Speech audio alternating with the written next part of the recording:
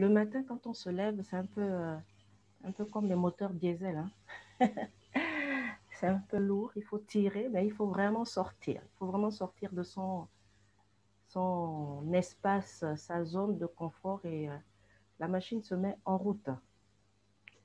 Quand on passe des temps de prière au réveil, c'est pas toujours évident parce que on a, on a l'impression que on ne sent pas la présence de Dieu, donc on prie un peu en mode ralenti. Hein. Mais il faut s'exercer à se lever tôt le matin pour prier et à un moment donné, ça devient un style de vie. Votre corps est comme habitué et il accepte que à telle heure maintenant, il peut se lever ou il doit se lever parce que vous l'avez exercé. Vous l'avez exercé à cela. Je bénis Dieu pour ces temps d'intercession et pour ces témoignages aussi. Pendant l'intercession, je sais qu'il y en a qui ont été fortifiés et Dieu veut vraiment vous encourager ce matin. Dieu veut vraiment vous faire du bien ce matin et que ce temps ne soit pas vain, que vous ne vous soyez pas levé pour rien. Mais je crois vraiment que vous ne vous êtes pas levé pour rien. Cette nuit, j'ai eu comme je disais au Seigneur, à 4 heures du matin, c'est comme si j'avais pris un train et, euh, et je faisais des stations dans la nuit, où à plusieurs reprises, le Seigneur me levait et dans mon esprit montaient des sujets de prière bien particuliers. Et euh, je dormais comme par séquence. Et depuis 4 heures du matin, je me suis levée en dernier vers 4 heures et quart. Et depuis 4 heures du matin, le Seigneur m'a tant de prières en faveur des femmes qui sont vraiment découragées par rapport à leur couple. Et pendant que je priais pour cette dernière, on va dire, cette dernière phase d'intercession que le Seigneur m'a permis de prendre dans la nuit, le Seigneur me disait qu'il veut vraiment encourager vos vies ce matin. Il veut vraiment vous encourager à persévérer. Excusez-moi, je vais muter le micro parce qu'il y a du bruit.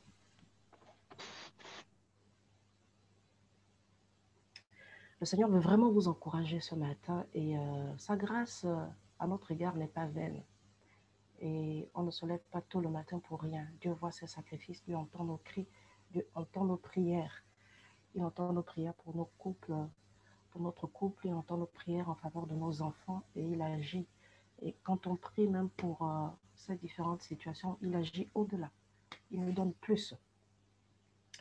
Alors, je vous ai prise à 5 heures du matin parce que, comme je le disais au groupe des Esther il y a quelques jours en arrière, j'aimerais vraiment vous exercer. Un atelier à 5 heures, ça fait un peu bizarre, atelier à 5 heures.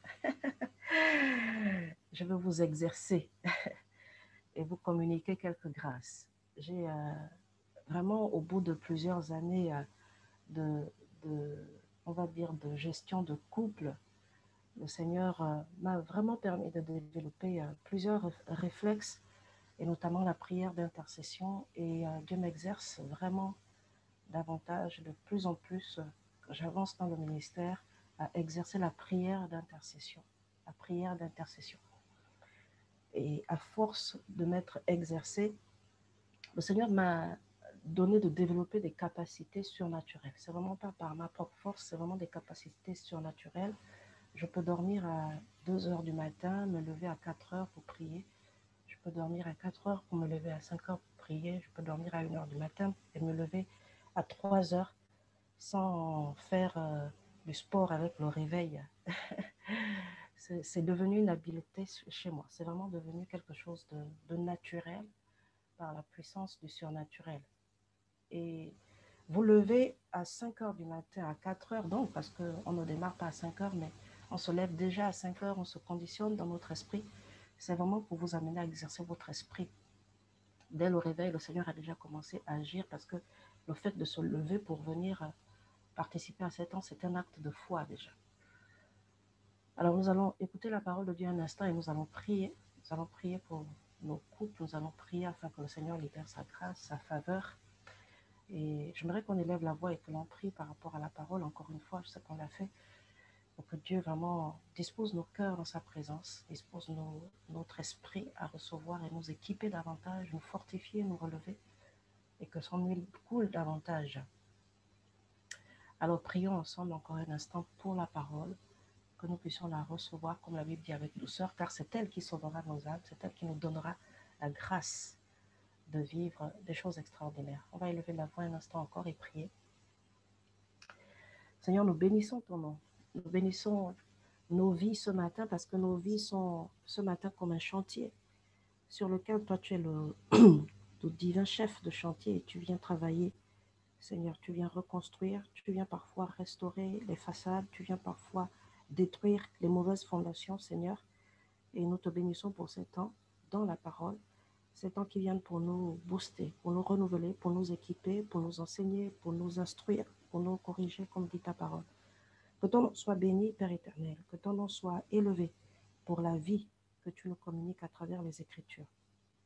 Que toute la gloire te revienne pour ces temps d'atelier, que ton nom soit sanctifié davantage parmi nous et que nous puissions voir ta gloire, nous puissions voir ta puissance, que nous soyons des instruments puissants entre tes mains, que nous soyons vraiment une colonne dans notre foyer. Seigneur, nous venons prier afin que toute mauvaise pensée, tout ce qui n'est pas conforme à toi, Seigneur, dans notre foyer soit renversé par la puissance de ta parole. Que tout ce qui n'est pas conforme à toi, dans nos pensées aussi, soit renversé par la puissance de la parole. Que ton nom soit béni, Père éternel. Que ton nom soit élevé pour ces temps. Que toute la gloire te revienne, toi qui es Dieu. Que ton nom soit élevé pour la richesse que tu nous donnes. Gloire et honneur te reviennent à toi seul. Dans le nom de Jésus, nous avons prié. Amen. Alléluia. Que Dieu soit béni ce matin. Que notre Dieu soit élevé ce matin. Amen, amen, amen. Alors, je vous salue tout encore au nom de Jésus. Béni soit Dieu pour ces rassemblements qui nous permettent d'être en communion aussi avec nos églises à l'international. Je vois qu'il y a des femmes de Civ Gabon ce matin, de Civ Libourne. Que Dieu vous bénisse richement. Et des femmes aussi de Civ, de FMD, pardon, international. Je vois le Maroc, le Canada, la Polynésie française, le Congo, Kinshasa. Que Dieu vous bénisse ce matin, qu'il vous fasse du bien dans sa présence. Les femmes de la France aussi, du Gabon. Que la grâce de Dieu soit votre partage ce matin. Que Dieu vous bénisse ce matin. Nous allons donc partager ce thème qui vous a été envoyé, ce thème qui nous parle d'épanouissement, ce thème qui nous amène à expérimenter la grâce du Seigneur. Donc, on va partager la parole pendant un instant et on va prier. 5 clés pour un mariage épanoui. Il y a tellement de clés pour notre mariage que le Seigneur m'a amené à partager 5 clés ce matin. Et je pense que dans votre vie quotidienne, déjà, vous avez expérimenté déjà plusieurs clés. Donc, ce matin, nous allons en partager 5. Ces ateliers donc, sont dans le cadre de notre église locale, donc le cadre des femmes de l'église CIV FMD. Et nous organisons ces temps pour pouvoir nous mettre en aparté. Comme je dis souvent, ce sont des mini-retraites spirituelles, des ateliers où nous nous mettons en aparté pour écouter le Seigneur, pour parler, échanger aussi, écouter les témoignages, les vies des autres, ce que Dieu fait dans les vies des autres, et pour expérimenter ensemble la gloire de Dieu. 5 clés pour un mariage épanoui. La Bible déclare dans Genèse 5 au verset 2, Dieu créa l'homme et la femme, il les bénit et il les appela du nom d'homme lorsqu'ils furent créés. Dieu créa l'homme et la femme. Il les bénit et il les appela du nom d'homme lorsqu'ils furent créés. En hébreu, la Bible dit, il les appela du nom d'homme, c'est-à-dire homme, c'est-à-dire ce qui est né de la terre, ce qui est né de la poussière. Et donc, dans ce texte, la Bible nous enseigne que l'homme, notre époux, et nous sommes faits de la poussière. Donc, en nous, nous avons la chair. Ça, c'est vraiment une clé fondamentale. C'est pas la première clé que je partage, mais c'est vraiment un principe fondamental à poser. L'homme et la femme sont tous les deux faits de la poussière. Ils sont tous les deux de la poussière. On est fait de poussière. On est fait de chair. Donc, quand on comprend ce que Dieu a fait lorsqu'il nous a créés, déjà, on ne vit pas notre mariage de la même manière. On peut expérimenter un peu plus facilement 1 Corinthiens 13 qui parle de l'amour, qui comprend tout, qui excuse tout, voilà, qui est patient en toutes choses, qui ne soupçonne pas le mal, parce que on sait quelque part que tous les deux, nous sommes faits de poussière. Donc, on est un peu plus patient, on est un peu plus compréhensive, on est un peu plus douce, etc. Ça, c'est vraiment un fondement. C'est un fondement à poser dans le cadre du couple. C'est hyper important. La Bible déclare dans Genèse 2, au verset 18, l'Éternel Dieu dit, il n'est pas bon que l'homme soit seul. Je lui ferai une aide semblable. Il n'est pas bon que l'homme soit seul. Je lui ferai une aide semblable. Genèse 2, 18. Lorsque on lit ce texte dans Genèse, la Bible nous enseigne en fait que la femme est une offrande que Dieu fait à l'homme. En hébreu, la Bible dit que l'Éternel, le Dieu créateur, Elohim, il dit qu'il n'est pas bon que l'homme soit seul, je lui ferai une offrande. Je mettrai de l'ordre dans sa vie en lui faisant une offrande. Ça, c'est un deuxième principe fondamental. Je suis en train de poser les fondements avant de vous présenter les clés que le Seigneur veut nous partager ce matin.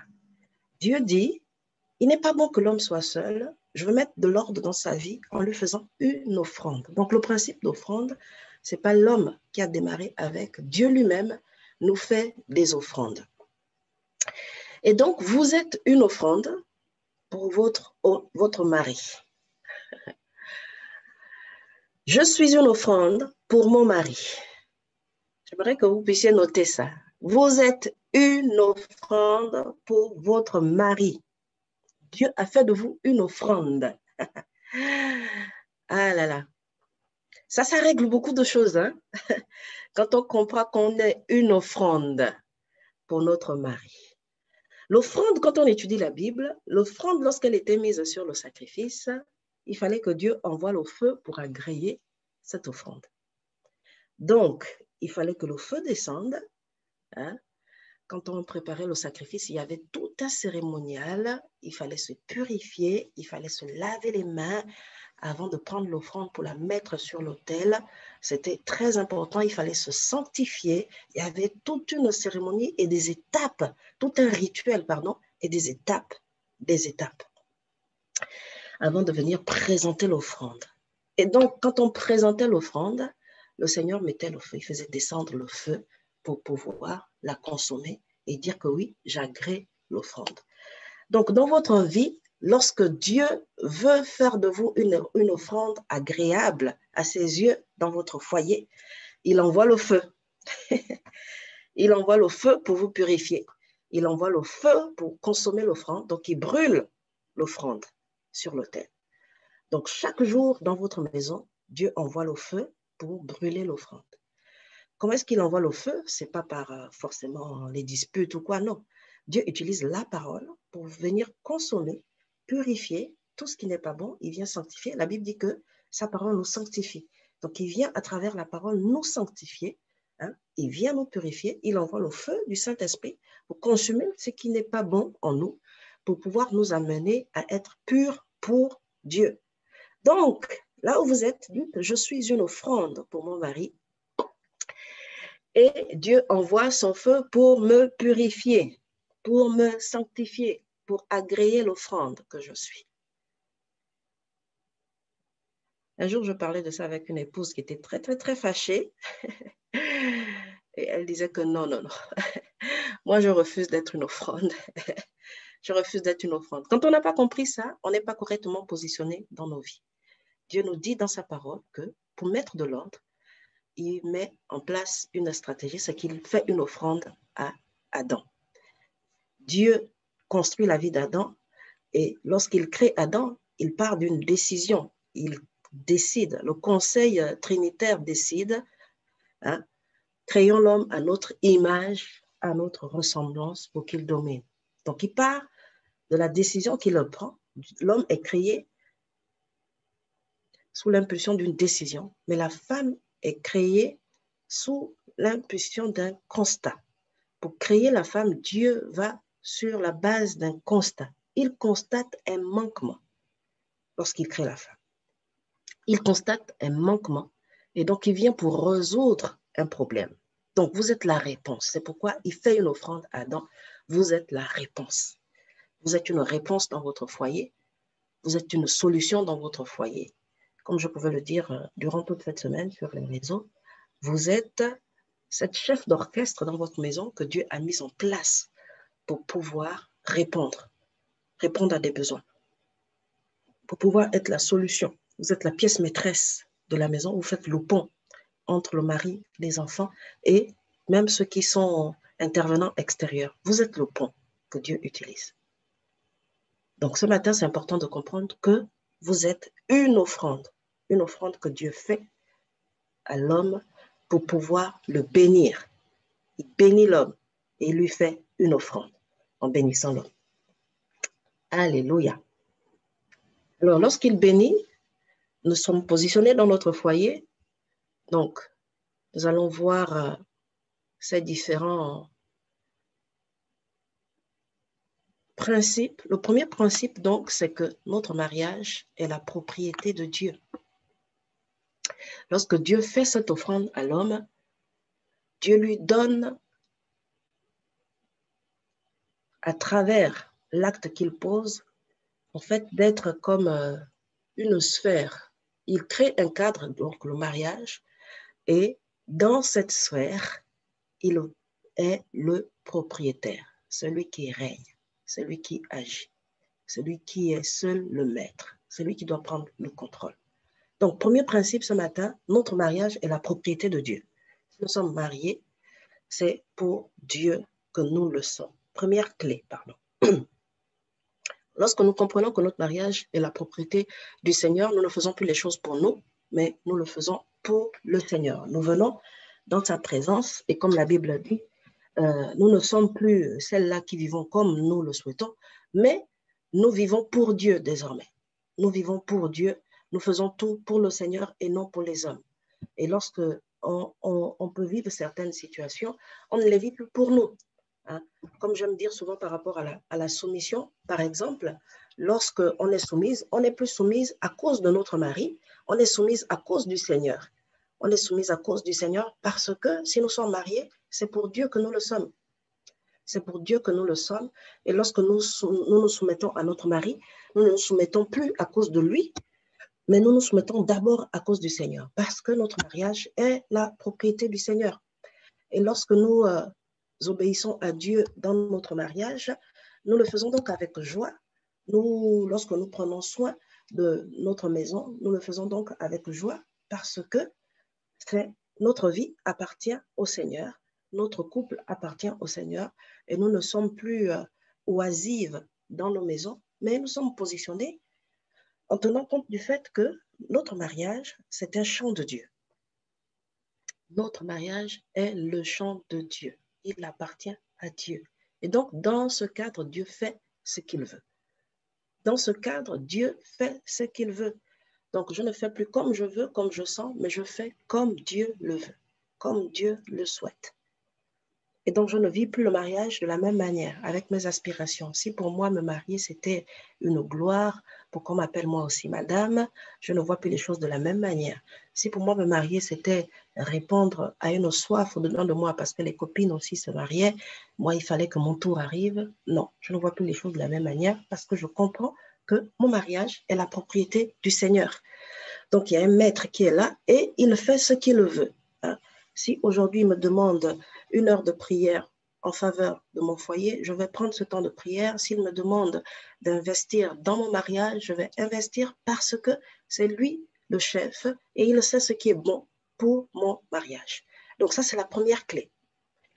Je dois vivre mon mariage de cette manière, de telle sorte que je puisse, moi, au quotidien, réaliser que s'il me manque aussi quelque chose, ben je repars vers le propriétaire. Hein? Le propriétaire de cette sphère, le propriétaire de ce champ, que lui puisse me donner la réponse, la solution. Donc, je ne vis plus le mariage comme quelqu'un qui est perdu. Non, je vis ça autrement parce qu'il y a un garant. Dieu est le garant de ce mariage. Ça, c'est la première clé. La deuxième clé, c'est que l'épanouissement d'un mariage dépend de votre investissement. Le mariage n'est pas un acquis. Ce n'est pas parce qu'on est marié que c'est bon, tout va bien. On doit s'investir dans notre mariage parce que le bonheur, il n'arrive pas par hasard. Le bonheur n'arrive pas par hasard. La paix dans un foyer ne s'installe pas par hasard. Hein? Lorsque vous lisez dans la parole de Dieu, la Bible déclare que le royaume de Dieu appartient aux violents. Le royaume de Dieu, la Bible dit, c'est la paix, la justice, la joie par le Saint-Esprit. Donc la Bible dit que ce royaume-là, il appartient aux violents. Ça veut dire que même dans le cadre du mariage, nous devons nous investir. On ne doit pas être là, c'est un acquis. Et puis voilà, aujourd'hui, je n'ai pas besoin de faire un effort pour davantage plaire à mon mari, pour le séduire davantage. Non, je me suis mariée. De toutes les façons, il sait que je l'aime, donc je n'ai pas besoin de le lui dire tous les jours. Non, vous devez vous investir. Vous devez vous investir dans votre mariage parce que vous récolterez en fonction de votre investissement.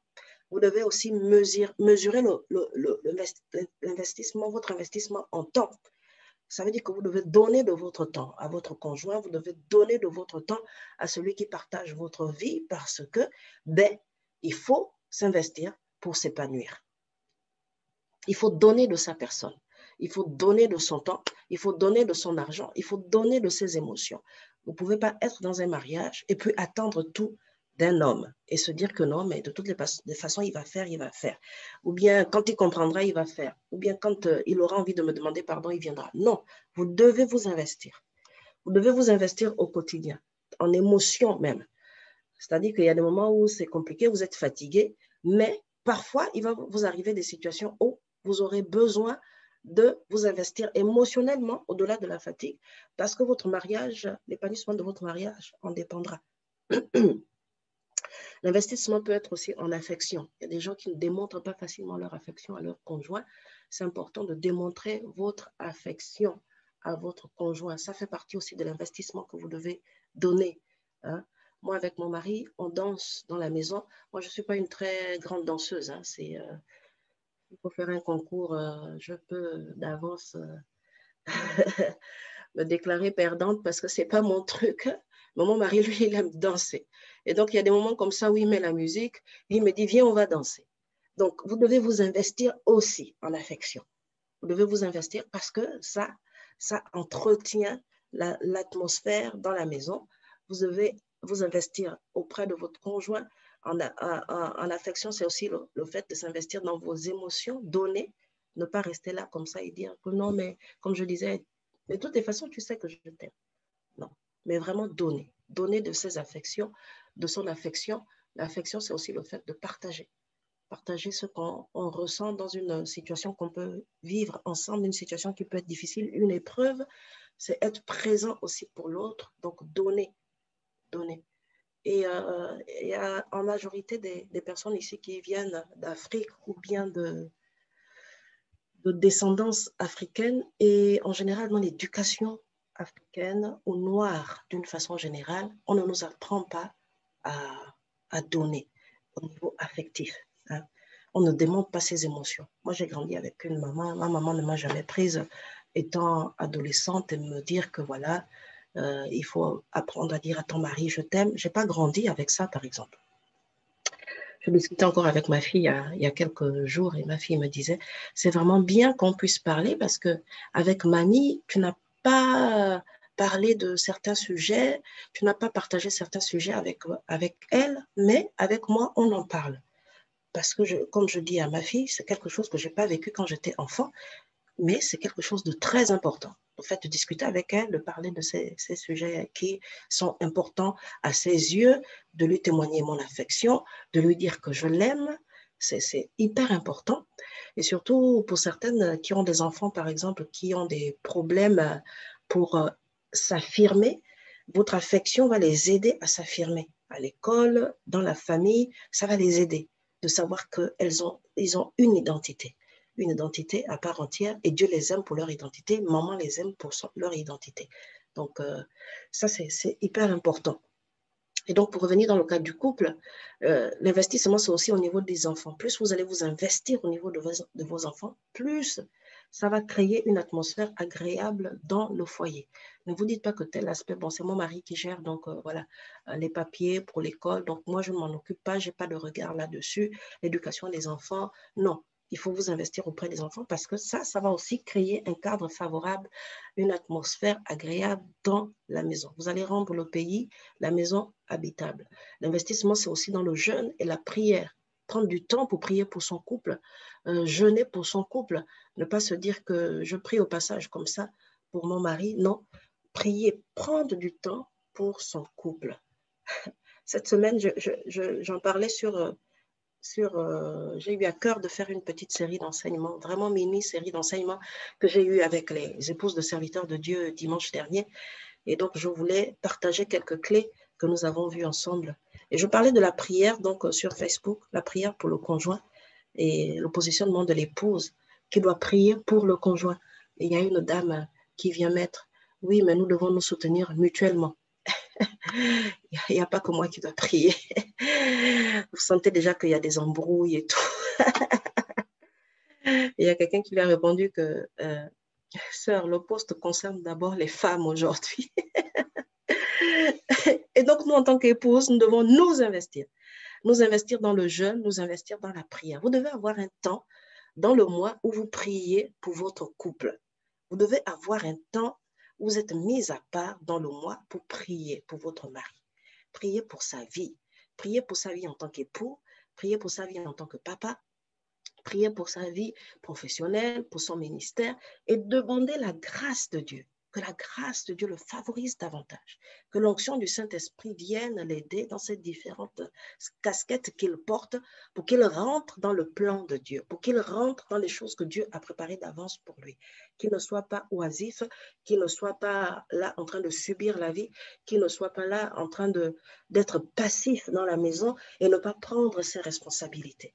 Donc, vous devez prendre un temps de jeûne et prière. Il y a des femmes, malheureusement, qui, par exemple, pour les hommes qui ne savent pas prendre leurs responsabilités, qui vont matraquer les hommes avec la parole. Matraquer, matraquer. Oui, la Bible dit que tu es le chef, tu dois faire, tu dois faire, tu dois faire. Ça n'aide pas un homme. Quand vous venez rappeler à un homme ses responsabilités, vous êtes en train de le diminuer. Quand vous rappelez à un homme qu'il doit faire telle chose, il n'est plus chef. Non.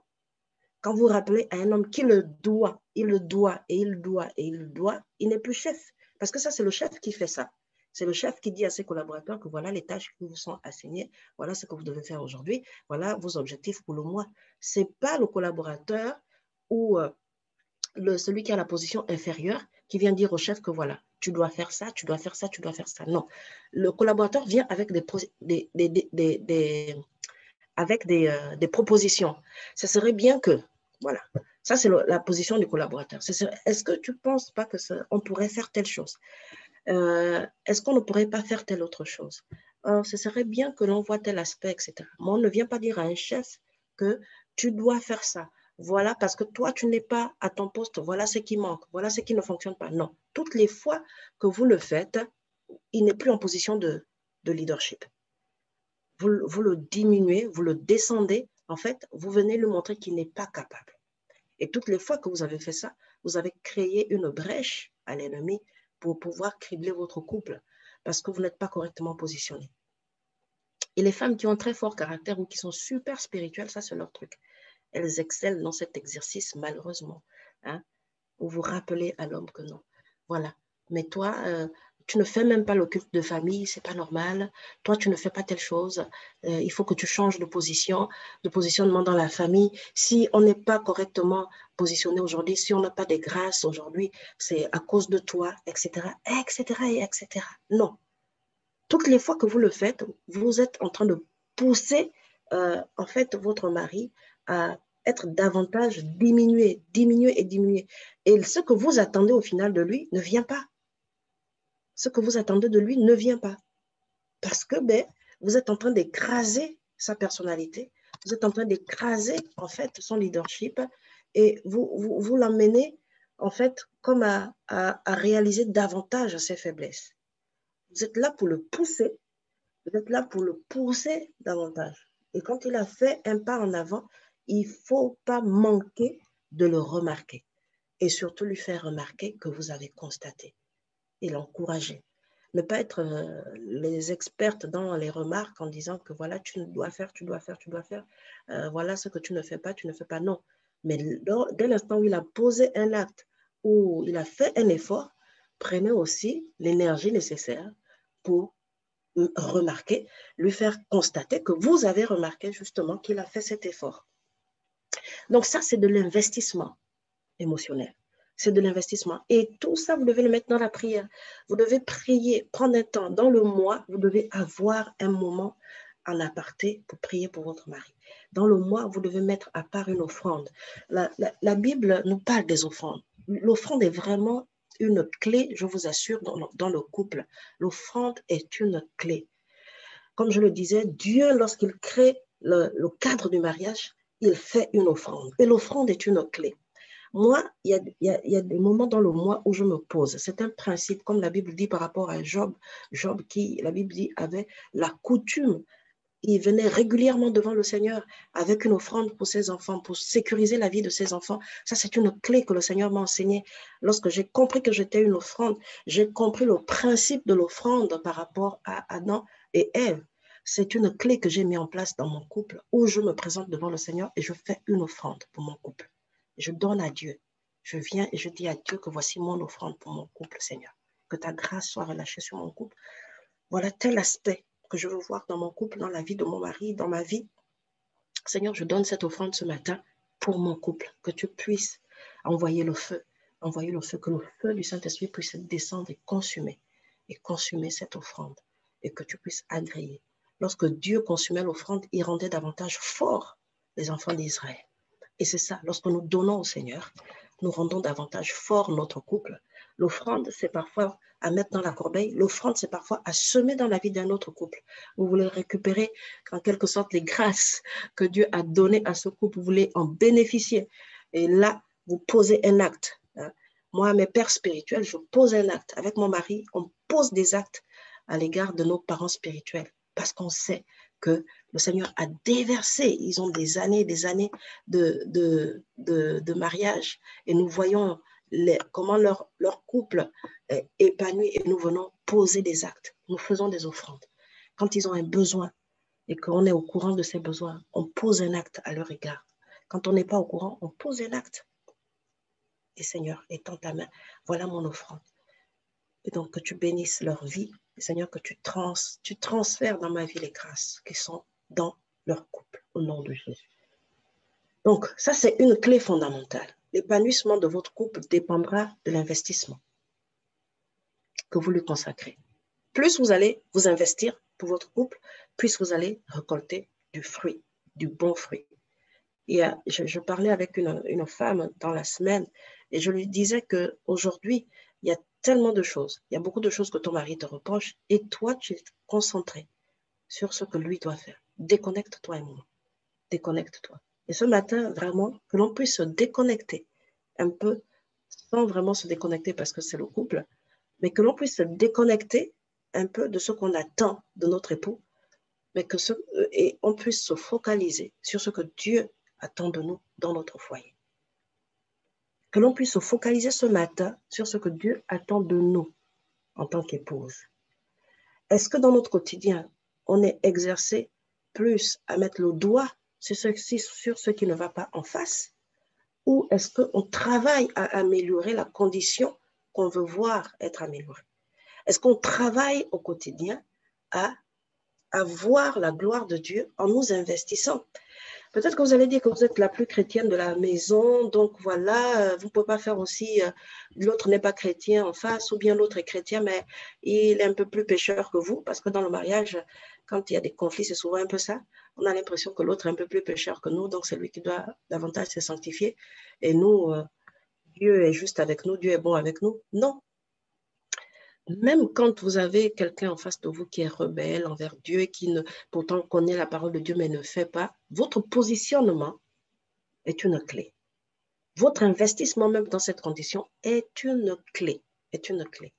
Et si on prend le cas extrême du conjoint qui n'est pas chrétien, moi j'aime souvent prendre dans ce cadre-là souvent le témoignage de ma maman. Ma maman a eu un positionnement par rapport à mon père. Alors qu'elle était chrétienne, mon père ne voulait rien entendre de l'évangile. Il ne voulait rien entendre du tout.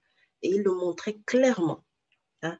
Il le montrait, il affichait clairement. Il n'était pas d'accord. Et c'était quelqu'un de positionné dans la ville. Donc, à l'époque, l'église, c'était vraiment, même aujourd'hui, hein, il fallait pas aller à l'église. C'était le rassemblement des gens un peu faibles d'esprit et tout. Et les gens nous prennent un peu aujourd'hui et on va à l'église parce qu'on a des problèmes, on va à l'église parce qu'on est rêveur et tout. Mais ma maman s'est positionnée à cette époque à travers son caractère. Elle a enlevé ce qui dans son caractère était mauvais.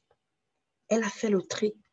Une des choses qui a marqué mon père, qui était païen à cette époque, c'était la colère que ma mère ne démontrait plus. Ma mère était une femme colérique. Quand ma maman rend son témoignage, elle parle souvent du fait qu'elle était très colérique.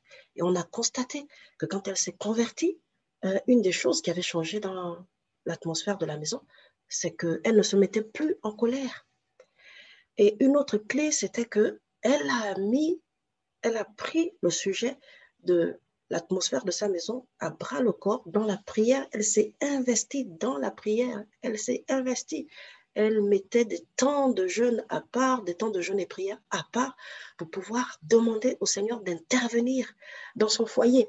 Donc, c'est bien de poser des actes, mais de les accompagner par la prière, par l'intercession. Par l'intercession. Et lorsque vous le faites, Dieu est obligé d'agir parce que la Bible dit qu'il recueille.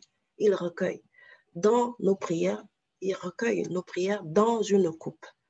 Donc, il y a des clés peut-être que vous n'avez pas encore expérimentées.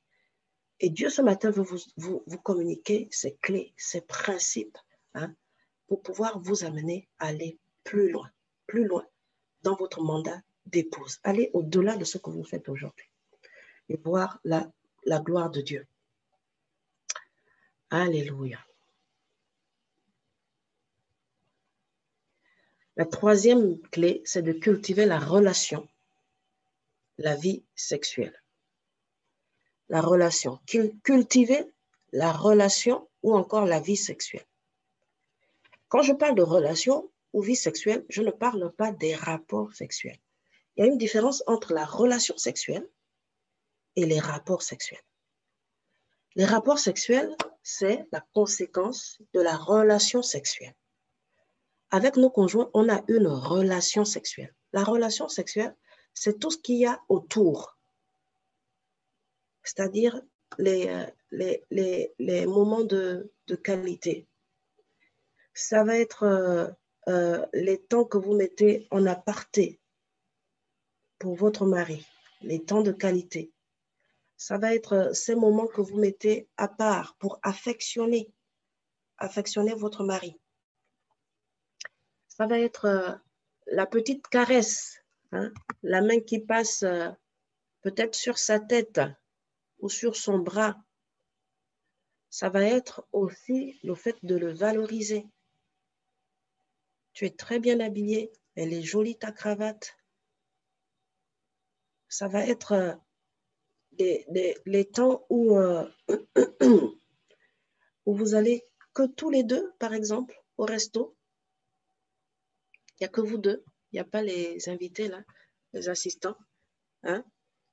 Les gens qui sont toujours prêts à dire oui pour le resto.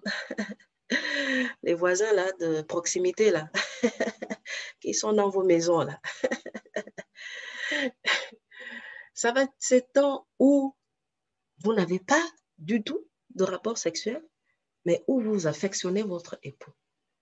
Hein? Où vous remarquez, vous lui faites remarquer qu'il est beau, où vous lui faites remarquer qu'il est très bien coiffé, où vous lui faites remarquer que ce matin, encore une fois, il a bien marié ses couleurs. Ça, c'est la relation sexuelle, en fait. Ça, c'est la vie sexuelle. Et il faut cultiver cette vie sexuelle-là. Il ne faut pas être un couple qui, quand on parle de sexualité, c'est juste, on pense au lit, en fait. Ce qui se passe au lit, donc le rapport sexuel, en fait, est conditionné par la vie sexuelle. Le rapport sexuel, il est conditionné par la vie sexuelle. Il y a des gens qui vont passer parfois des jours, des semaines, sans avoir de rapport sexuel, mais avoir une vie sexuelle épanouie. Ça va être parfois parce qu'il y a peut-être un problème de santé qui ne permet pas que le couple ait des rapports sexuels pendant plusieurs jours. Ça peut être, je ne sais pas. L'un des conjoints va passer par un deuil, ça va être compliqué pendant quelques jours, par exemple, il n'y a pas de rapport sexuel, mais la vie sexuelle est entretenue. La relation sexuelle est entretenue. Hein? Les câlins ne manquent pas. Les câlins ne manquent pas. Donc, on s'affectionne mutuellement. Ça, c'est une clé dans le couple. Il y en a aussi parfois qui se disent que non, mais de toutes les façons, on a des rapports sexuels, donc ça va. Mais ça va, les rapports sexuels. Je parlais de la danse tout à l'heure. Mon mari qui aime bien danser, ça fait partie du fait de cultiver la relation sexuelle. Le fait de danser ensemble. Hein. Il y a des moments, c'est ma fille qui est en train d'écouter de la musique et tout, et il y a un chant là qui ressemble à un chant de bal.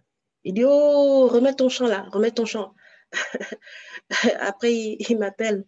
Après, je suis à la cuisine ou dans une autre pièce. Viens, viens, viens, viens, viens. Il dit, allez, positionne-toi là, on va danser. Ça, c'est la relation sexuelle, on entretient. Hein. Valoriser l'autre. Il faut valoriser l'autre, comme je disais. Vous voulez qu'il perde un peu de kilos, ne lui faites pas remarquer que son ventre est un peu... Non, non, non, non. Proposez-lui de faire du sport ensemble. Ensemble, mettez-vous dans l'affaire pour que, voilà. Hein. Du style, c'est aussi moi. Mais en fait, vous voulez atteindre un objectif à son niveau, quoi. Est-ce que ça te dirait qu'on aille courir? Je sens que j'ai besoin d'un peu d'exercice. Ah, ce serait bien. Mais en fait, vous voulez qu'il perde un peu de ventre, quoi. Mais vous n'allez pas lui dire comme ça. Non, mais depuis un temps quand même, je constate que... Hein, donc, vous faites un régime, là, vous sélectionnez maintenant le menu à la cuisine, vous faites vos affaires à la cuisine, là-bas sur la table, on constate juste que il y a du diététique qui est passé par là. Non, non, non. Donc, il faut entretenir la relation sexuelle. Hein. Vous pouvez offrir un présent, vous pouvez offrir un cadeau. Hein. Vous pouvez offrir un cadeau, faire plaisir, ne pas attendre l'anniversaire et là, faire sortir tous les beaux mots, les poèmes, etc. Non, ne pas attendre. Et ça, c'est quelque chose que j'ai inculqué dans la vie de mes enfants, les plus grands. Il y a des moments où ils ne sont pas préparés à ça. Et je leur dis que, voilà, on va se préparer à faire un cadeau à papa ou alors dresser une table en son honneur et tout. Et au début, c'était, pourquoi maman, il y a une fête? Non. Tu vas lui annoncer un truc? Je dis non, non, il n'y a rien de particulier. On va juste faire ça parce que c'est bien de le faire. C'est bien de le faire. Et donc, c'est quelque chose qui rentre maintenant. Et depuis un temps, on est en train de préparer avec mes enfants, dans notre famille. Je leur ai dit, un jour, mon mari était sorti, et je leur ai dit que maintenant, on va mettre en place une journée de célébration.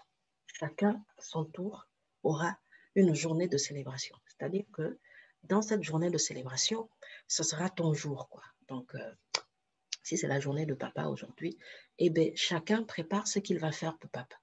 Donc, chacun s'est mis à lister ce qu'il avait à faire. Et pendant qu'on était en train de travailler à cela, c'est extraordinaire quand vous voyez comment vous inculquez à vos enfants cette éducation sexuelle sans même leur dire qu'en fait, vous êtes en train de leur inculquer cette éducation sexuelle. Et ils se projettent. Et j'entends des trucs du style, moi aussi quand je serai mariée, je veux faire telle chose. Vous êtes en train d'éduquer déjà vos enfants. Donc ça s'entretient, la relation. Une relation s'entretient. Plus vous allez entretenir cette relation, plus vous allez être proches l'un de l'autre. Plus vous allez l'entretenir, plus vous allez expérimenter des victoires dans le couple. Plus vous allez l'entretenir, plus vous allez vous rapprocher. Vous allez vous rendre compte que, au final, on n'a même pas besoin parfois de beaucoup parler, mais il y a quelque chose qui se passe dans notre atmosphère. Tout ça, c'est pour créer une atmosphère favorable dans le foyer, favorable au miracle, favorable à la guérison. Il y a des gens qui sont tombés malades et où le diable a criblé davantage parce que dans le couple, il y avait des choses qu'il fallait régler.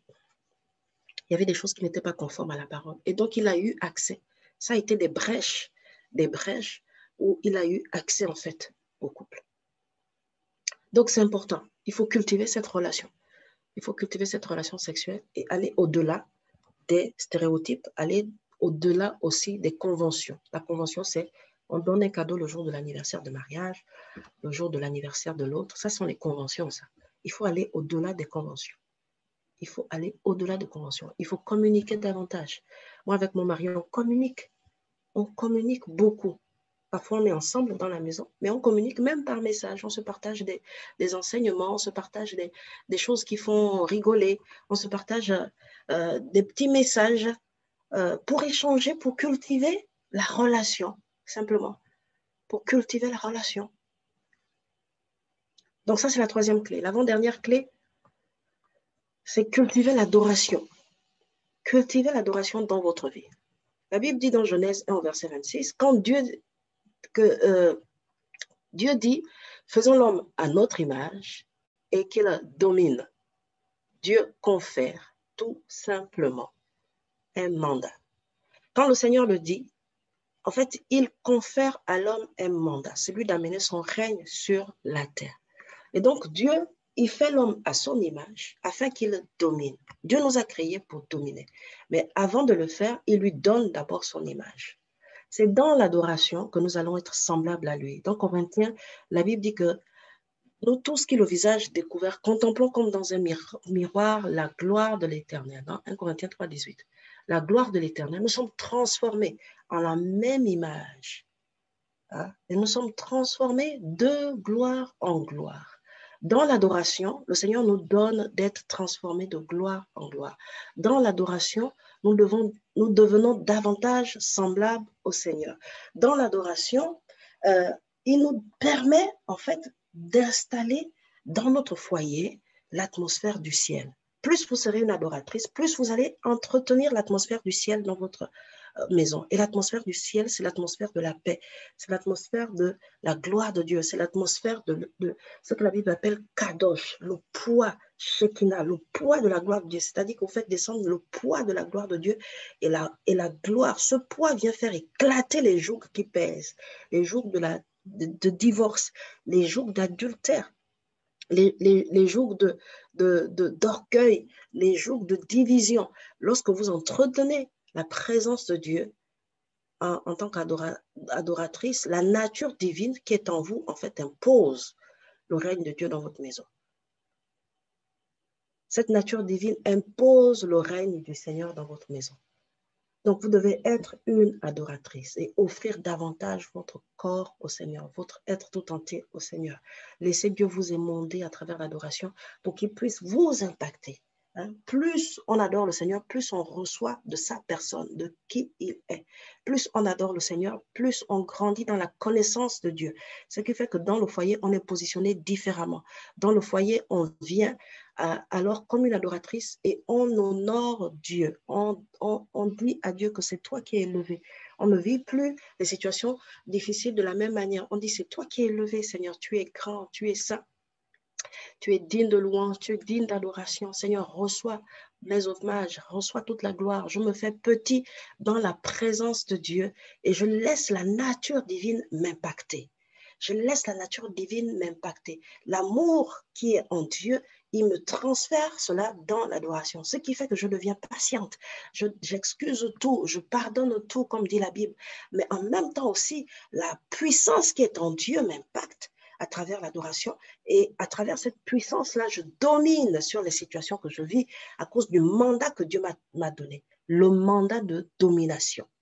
Ce qui fait que lorsqu'il y a un problème dans mon foyer, je me positionne comme celle-là qui domine. Je refuse, Seigneur.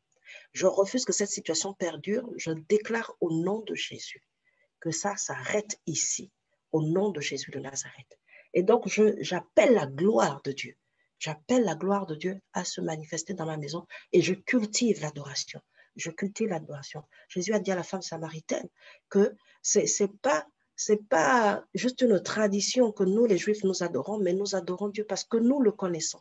Parce que nous le connaissons. Et la femme samaritaine, dans ces temps où elle est en train de découvrir Jésus à travers l'adoration, a changé complètement de vie. Et elle allait impacter tout un village. C'est ça l'impact de l'adoration dans nos vies. Ça change l'atmosphère. L'adoration change l'atmosphère de notre maison. L'adoration impose la nature divine dans notre maison. L'adoration impose le règne de Dieu dans notre maison. Alors soyez de plus en plus adoratrices. Soyez des femmes qui adorent Dieu davantage en esprit et en vérité pour que son règne vienne dans votre foyer. La dernière clé ce matin, c'est l'humilité.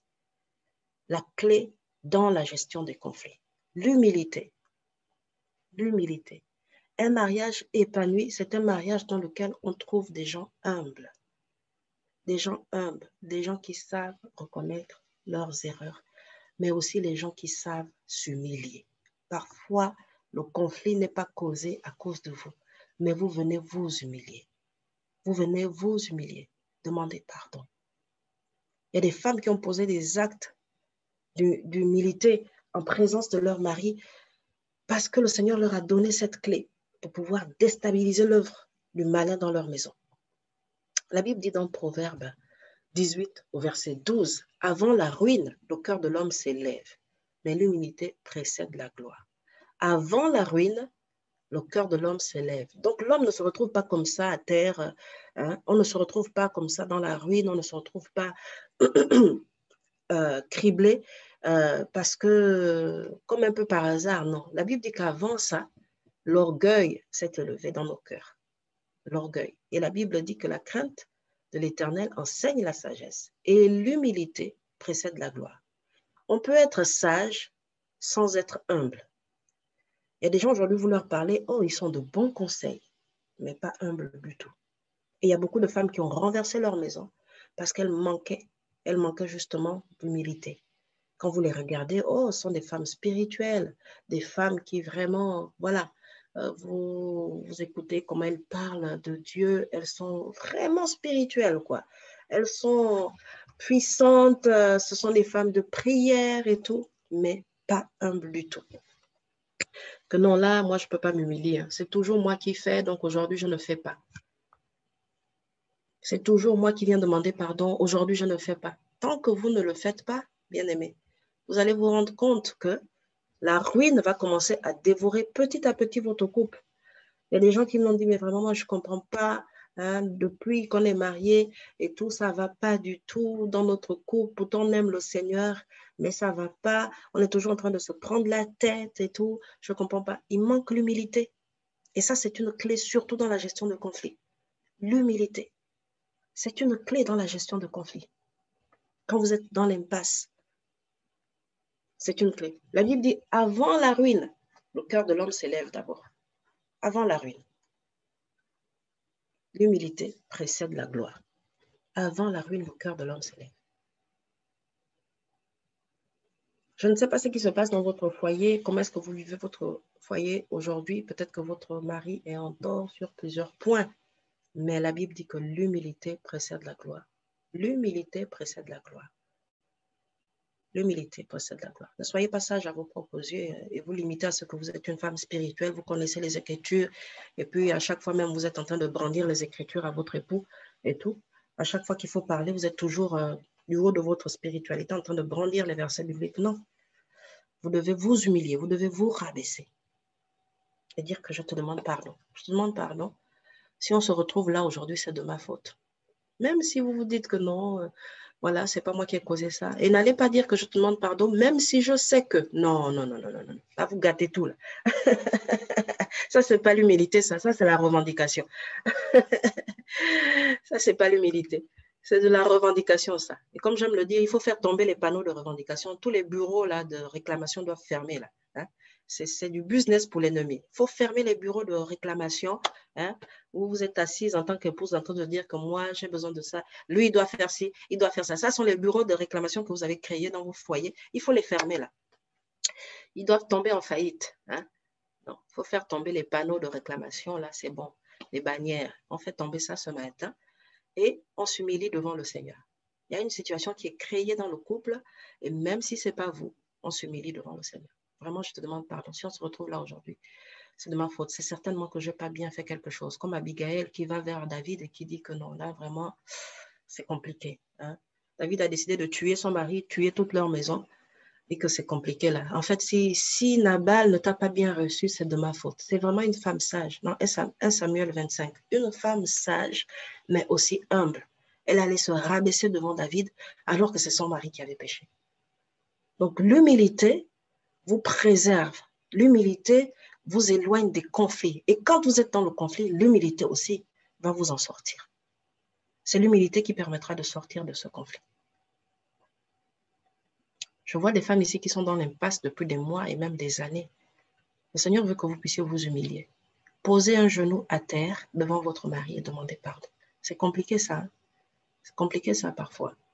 Mais c'est vraiment une clé, je vous assure. Et je vois vraiment qu'il y en a qui doivent poser cet acte ce matin. Il y en a qui doivent poser cet acte ce matin. Allez vers votre époux et demandez pardon. Vous humiliez. Et le diable, même si le diable vous dit que non, non, là quand même, là, à ce niveau-là, moi, je ne peux pas.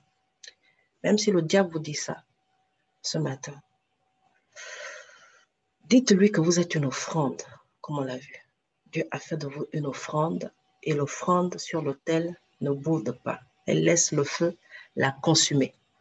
L'offrande sur l'autel ne parle pas et dit que non, sortez-moi de l'autel. Non, l'offrande ne parle pas.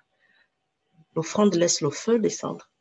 Et lorsque le feu descend sur l'offrande, comme on l'a vu, on le voit avec les prophètes de Baal, lorsque Élie est là en face des prophètes de Baal, Dieu fait descendre le feu. Lorsque le feu descend sur l'offrande, c'est aussi pour consumer tout ce que vos ennemis ont fait contre vous. Lorsque le feu descend sur l'offrande, le Seigneur relâche ce feu-là contre vos ennemis, contre ceux-là qui se lèvent contre votre foyer, contre ces esprits méchants, mais aussi contre ceux-là sur le plan humain qui se lèvent contre votre foyer. Donc, soyez une offrande pour Dieu, comme on l'a vu ce matin. Dieu dit qu'il n'est pas bon que l'homme soit seul, je lui ferai une offrande. Et en apportant l'offrande, c'était vous. C'est vous qui êtes cette offrande ce matin. Vous êtes l'offrande d'Adam. Vous êtes cette offrande que Dieu a faite. Et étudiez la parole de Dieu par rapport à l'offrande. Et vous allez comprendre la puissance qu'il y a derrière. La puissance qu'il y a derrière l'offrande. Le fait d'être une offrande. Quand j'ai compris ces clés, je vous assure, j'ai dit à Dieu que ma vie ne sera plus jamais la même en tant qu'épouse. Je ne vivrai pas mon foyer comme voilà, une femme insensée. Je suis réellement une offrande, Seigneur. Je veux être une offrande tous les jours pour mon mari. Quand mon mari prépare ses enseignements, je travaille à ce qu'il soit à l'aise. Hein? Qu'il soit à l'aise. Je demande s'il y a quelque chose à faire, je le fais. S'il faut préparer sa tenue, qu'est-ce qu'il doit mettre? S'il a un support qu'il doit projeter, je prépare le support pour lui. La plupart des supports de mon mari pendant ses enseignements, c'est moi qui prépare le support. Je lui demande de me donner ses enseignements et je formalise pour lui. Quand il a des rendez-vous, je me rappelle, à telle heure tu as rendez-vous. Quand je ne suis pas au courant, je ne suis pas au courant. Mais quand je sais qu'il a rendez-vous, je lui rappelle qu'à telle heure tu as rendez-vous. Et je vois l'heure évoluer, je commence à agencer les choses de telle sorte qu'il soit libre. Parce que j'ai compris que je suis une offrande. Vous êtes une offrande pour votre époux. Que Dieu fasse de vous cette offrande utile au maître, comme on l'a vu ce matin. La première clé, c'est que Dieu est propriétaire. C'est le propriétaire de notre mariage. Il est le propriétaire de notre mariage. Donc, c'est lui qui fait ce qu'il veut. Nous, on est là comme des acteurs et on demande aux scénaristes, hein, ce qu'il a prévu comme rôle. Et on joue notre rôle dans la joie. On joue notre rôle dans la paix, par la force que le Saint-Esprit nous donne. On ne se lève pas avec... on ne vient pas créer le bureau de revendication. Vous savez, c'est facile de créer une entreprise aujourd'hui maintenant. Donc, on crée notre bureau de réclamation dans la maison, là, dans un petit coin de notre tête. On crée notre bureau de réclamation et puis tous les jours, allez, on monte les dossiers. Après, on fait le suivi de ces dossiers-là. Hein? Si on ne mange pas aujourd'hui, c'est parce que tu ne travailles pas. S'il n'y a pas telle chose, c'est de ta faute. Si l'enfant a fait telle chose, voilà. Allez, on monte les dossiers. Il y en a tellement les dossiers dans ces bureaux de réclamation. Ce matin, le Seigneur veut vous virer et fermer la boîte. Hein? Il va fermer la boîte, mais l'entreprise doit faire faillite ce matin. Parce que les fournisseurs sont mauvais. Le plus grand des fournisseurs, c'est l'ennemi. Pour ça, ce fournisseur-là vous fera toujours de bons tarifs. Hein? Avec lui, cette entreprise ne pourra jamais tomber en faillite. Hein? Donc, allez, c'est bon, on boucle tous les dossiers ce matin. On ferme tous les bureaux. Ça ne sert à rien. Et c'est bon.